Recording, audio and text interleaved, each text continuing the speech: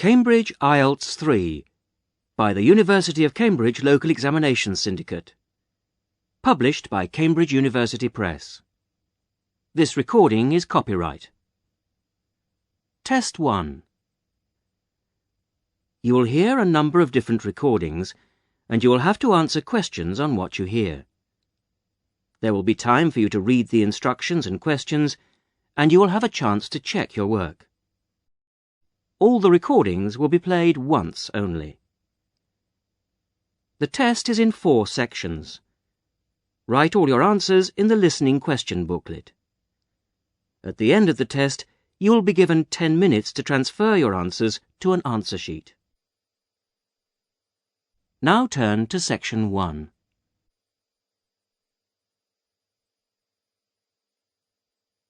Section 1.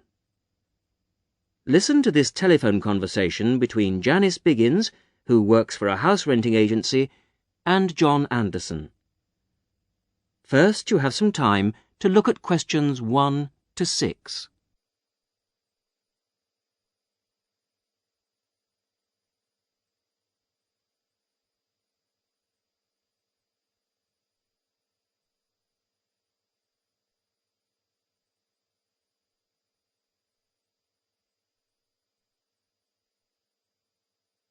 You will see that there is an example which has been done for you.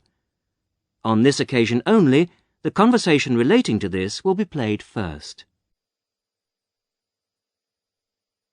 Hello, Flagstone. Oh, hello. Is that Flagstone Properties? Yes, that's right. Flagstone here. How can I help you? Hello. I'm ringing just to make inquiries about renting a house. The name of the agent is Flagstone, so Flagstone has been written in the notes. Now we shall begin. You should answer the questions as you listen, because you will not hear the recording a second time. Listen carefully to the first part of the conversation and answer questions 1 to 6. Hello, Flagstone. Oh, hello. Is that Flagstone Properties? Yes, that's right. Flagstone here. How can I help you? Hello. I'm ringing just to make inquiries about renting a house. My name's John Anderson. Yes, Mr. Anderson. What sort of thing were you looking for? 2-bedroom house with garden. Well, yes, sir, that shouldn't be any problem. Just to let you know that our main areas, the main areas we deal with are the city centre itself. City centre, uh-huh. And the north suburbs. Oh, well, we were most interested in the northern areas, actually. Right, yes. What sort of price were you thinking of? Well, could you give me some idea? Certainly. It really ranges from £250 per month. Only £250? Yes, to about £500, depending on a number of different factors. Oh, what does it depend on? Well, obviously the quality of the area, and then whether there's a garden. Oh, well, as I said, we'd want a garden. And a garage pushes up the price. Right. Well, we wouldn't necessarily need one. I think about £350 a month would be our limit. OK. Well, would you like to have a look at a couple of properties, sir? Yes, that'd be great. Looking at our files, I think we've got 2 which might suit you. Oh, hang on. I'll just get a pen. Right. OK, well, there's one on West Park Road, which is £325 a month. Uh-huh. Are the bills included? Well, that one just includes the water bill. OK, right. And the second house is in Tithe Road. I'll just spell that for you, OK? Yep. Tithe Road. Yeah, got that. And how much is that one? That's £380. £380. Is that including water? No, I'm afraid not, but it does include the telephone rental. Oh, well, that's not too bad then. Before you hear the rest of the conversation, you have some time to look at questions 7 to 10.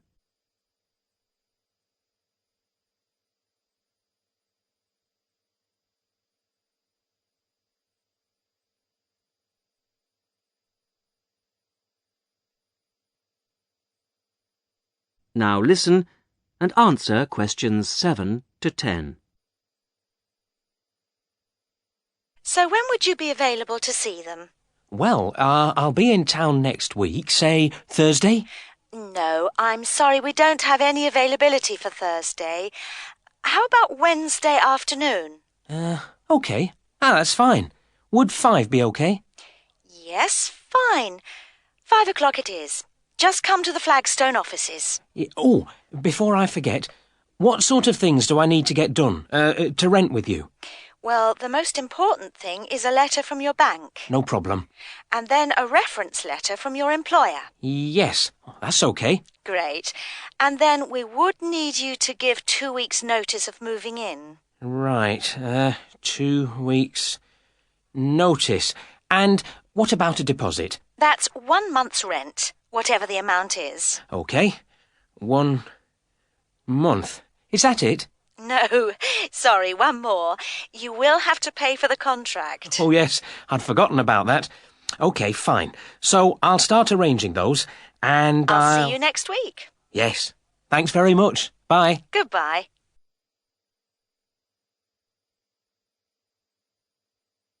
That is the end of section 1. You will now have half a minute to check your answers.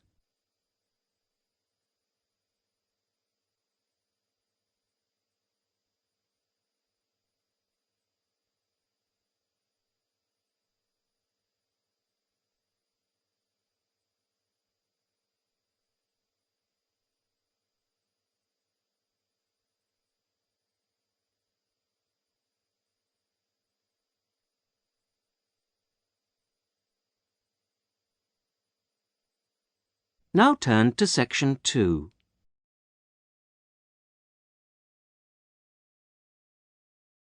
Section 2. You are going to hear a conversation between 2 women about the health system in England. First, you have some time to look at questions 11 to 17.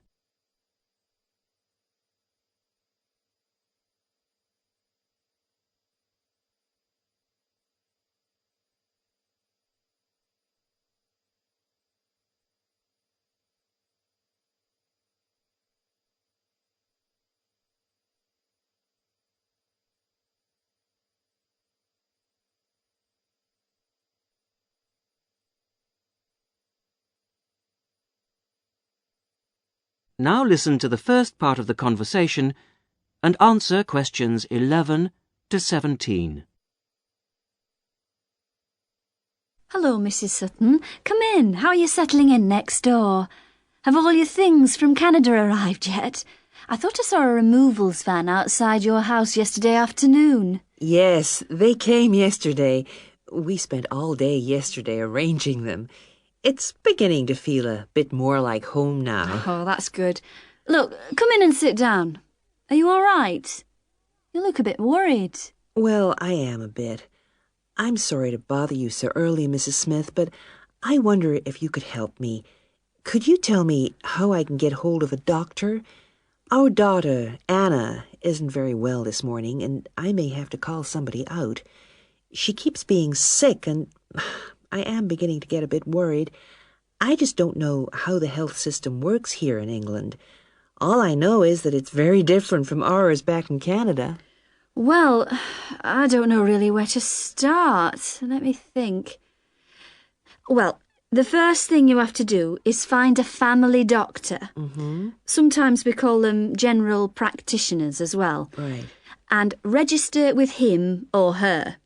If you live here, you've got to be on a doctor's list. If you're not, things can be a bit difficult. Oh. Nobody will come out to you if you're not registered. Anyway, they work in things called practices. Sort of small groups of family doctors all working together in the same buildings. Now, what you've got to do this morning is register with one of them.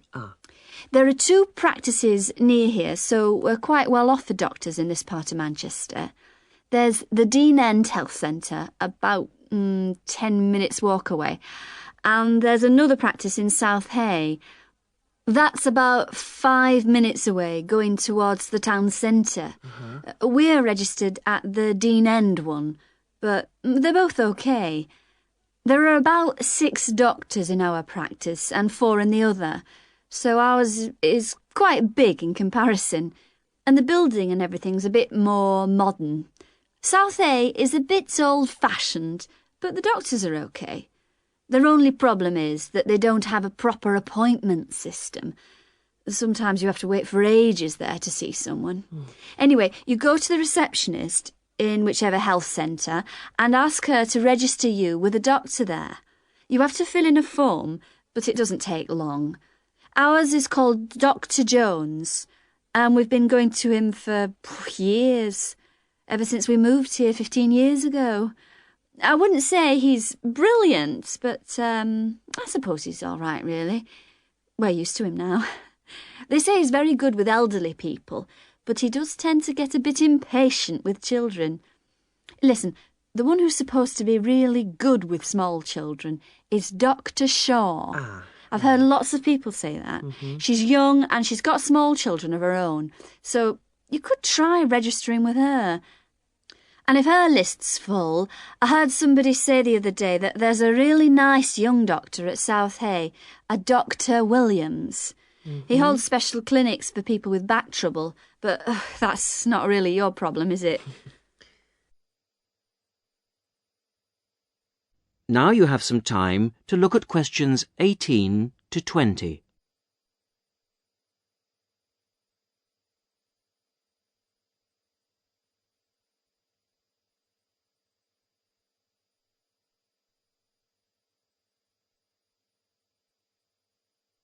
Now listen to the rest of the conversation and answer questions 18 to 20. If you want a doctor to visit you at home, you have to ask for a home visit.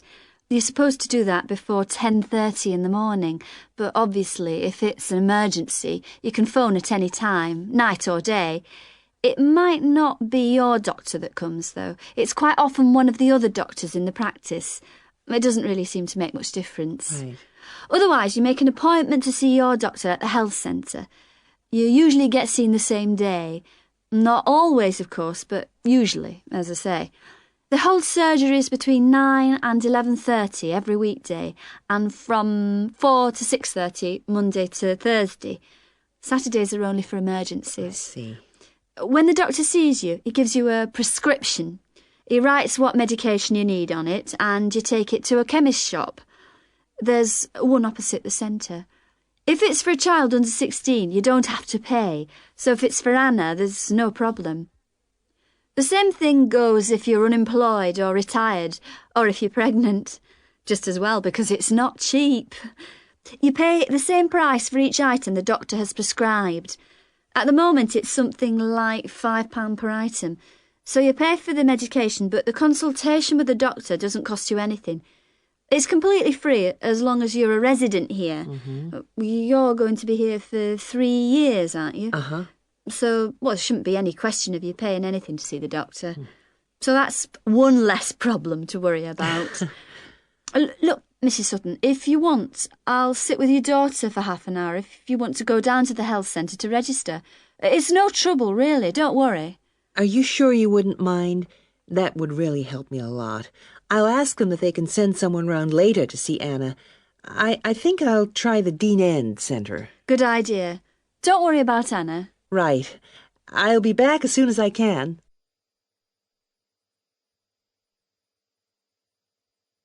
That is the end of section 2. You will now have half a minute to check your answers.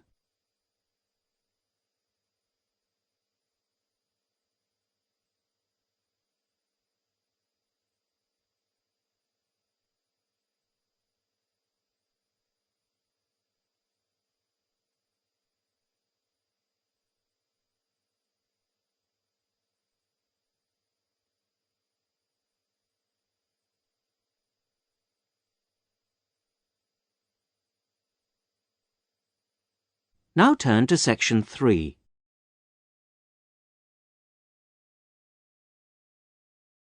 Section 3. You're going to hear a university tutor interviewing a candidate for a place on a postgraduate diploma course in teaching geography. First, you have some time to look at questions 21 to 27.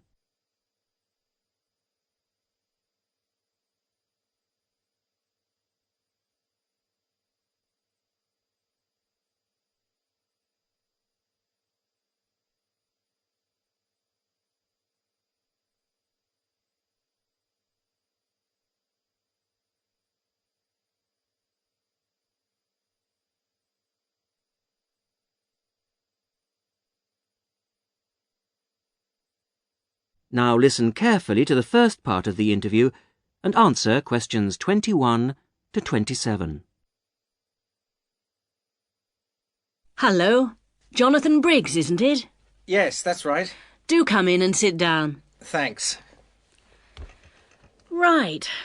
Well, Jonathan, as we explained in your letter, in this part of the interview we like to talk through your application form, your experience to date, etc. And then in the second part, you go for a group interview. Group interview. Yes, I understand. So, your first degree was in economics. Yes, but I also did politics as a major strand. And you graduated in 1989. And I see you've been doing some teaching. Yes, I worked as a volunteer teacher in West Africa. I was there for almost 3 years in total, from 1990 to 1992. How interesting. What organisation was that with? It's not one of the major ones. It's called Teach South. Oh, right. Yes, I have heard of it. It operates in several African countries, doesn't it? And what kind of school was it? A rural cooperative. Oh, a rural cooperative. How interesting. And what did you teach? A variety of things in different years. I did, with forms 1 to 3, mainly geography, and some English with form 5. Then, in my final year, I took on some agricultural science with the top year. That's form 6. Right. Quite a variety, then. I also ran the school farm. How interesting. Before the interview continues, you have some time to look at questions 28 to 30.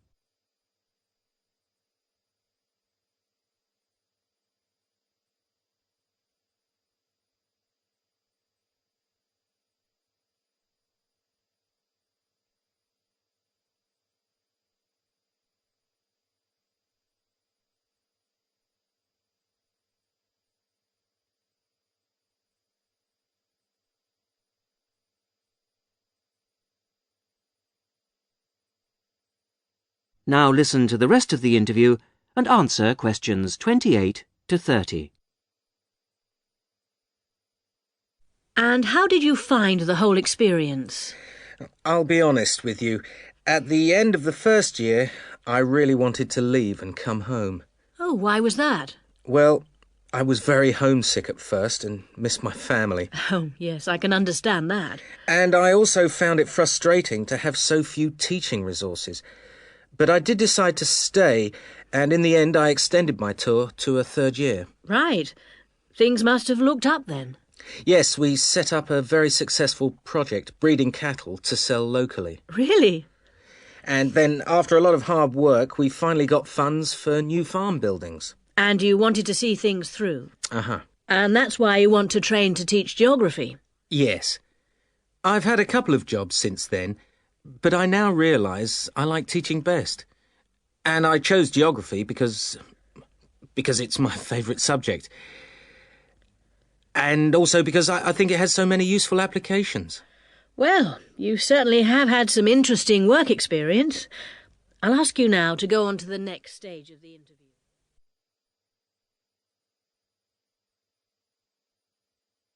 That is the end of section 3.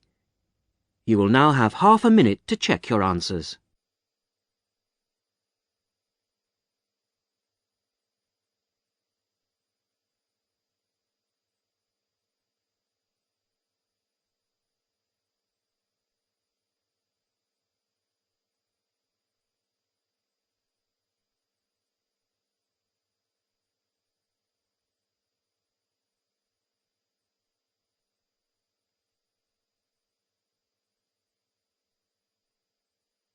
Now turn to section 4.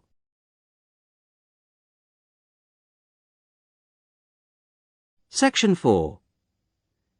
You are going to hear a radio talk on back pain given by Dr. Paula Clayburgh of Liverpool's Wilton Clinic. First, you have some time to look at questions 31 to 40.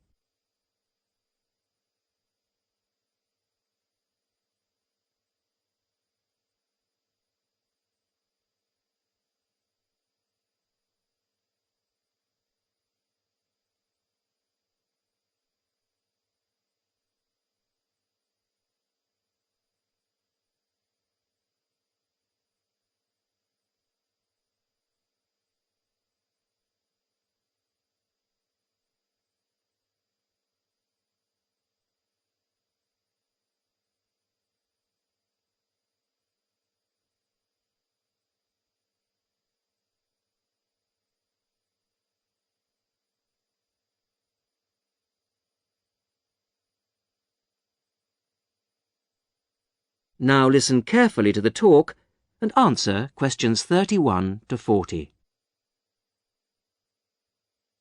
Today's Health Council is presented by Paula Clayburgh, who is the Chief Counsellor at Liverpool's famous pain clinic, the Wilton Clinic. Paula. Do you know what Prince Charles, Sevi Ballesteros and Elizabeth Taylor have in common? They all suffer from chronic back pain. In fact, bad backs are one of the most common health problems today, affecting people in all walks of life. The most recent available figures show that about 250,000 people are incapacitated with back pain every day. And many sufferers don't know the cause or the solution to their problem. The majority of our patients at the clinic tend to be women. They are especially vulnerable because of pregnancy, but also because of osteoporosis, which I personally believe to be the major cause of problems for women. I have many women patients who say they have completely given up exercise because the pain makes them so miserable. But of course, that starts up a vicious circle. Bed rest, giving up exercise, and painkillers are traditional responses to back pain. But although there are many excellent drugs on the market, at our clinic we're beginning to realise the unique benefits of relaxation therapy. Other specialists in the field make a strong case for certain types of exercise, but in our experience they are easily mishandled and can lead to more harm than good. Now let's look at some of the reasons why back pain is developing into such a unique menace. In general, the body is pretty good at self-repair. A strain or a blow to a limb, though painful at the time, generally resolves itself. But the body's response to back injury can be very counterproductive. When pain strikes, we attempt to keep the back as immobile as possible, which makes the muscles tense up. Research shows that they often go into spasm, which causes further twisting of the spine. A vicious circle is underway. The second mistake we often make when stricken with extreme back pain is to go to bed and stay there. Although at the clinic we recognise that a short rest in bed can be helpful, up to 2 days, any longer makes our back muscles become weaker and unable to hold up our spine. The pain, therefore, becomes worse. Another problem is being overweight. Anyone a stone or more overweight who already has back pain is not doing himself any favours. Though it won't actually set it off in the first place, the weight will increase the strain and make things worse. The British diet could be partially to blame for the increase in back pain. Over the last 10 years, the average weight of men has risen by 11 pounds and of women by 9 pounds. So much for the causes and aggravations of pain. But what can we do to help? There are many ways in which simple day-to-day care can make all the difference. The first point to watch, of course, is weight. If you are overweight, a diet will make all the difference. Also, studies have shown that just 1 hour sitting in a slouched position can strain ligaments in the back which can take months to heal. At the clinic, we have come to the conclusion that the major cause of the problem is not with the design of chairs, as some have suggested, but in the way we sit in them. It can be useful to get special orthopaedic chairs, but remember, the most important improvement should be in our posture. Another enemy of your back is, of course, your beds. If your bed doesn't give enough support, back muscles and ligaments work all night trying to correct spinal alignment, so you wake up with a tired, aching back. Try out an orthopaedic mattress or a spring-slatted bed. Research shows that both can be beneficial for certain types of back pain. Another hazard for your back are the shock waves which travel up your spine when you walk, known as heel strike. A real find for our patients has been the shock-absorbing shoe insert, a cheap but very effective solution. And you might be better off avoiding shoes with heels higher than 1.5 inches. Though absolutely flat shoes can be a solution for some, others find their posture suffers. Finally, a word about the state-of-the-art relief, the TENS machine. A small battery-powered gadget which delivers subliminal electrical pulses to the skin. Our experience indicates that your money is better spent on the more old-fashioned remedies.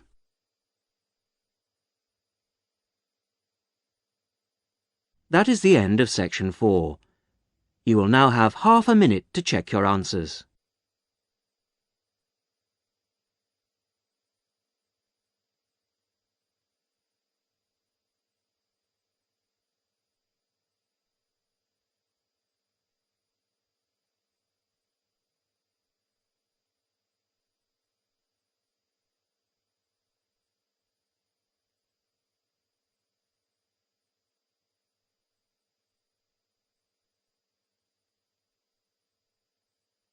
That is the end of the listening test.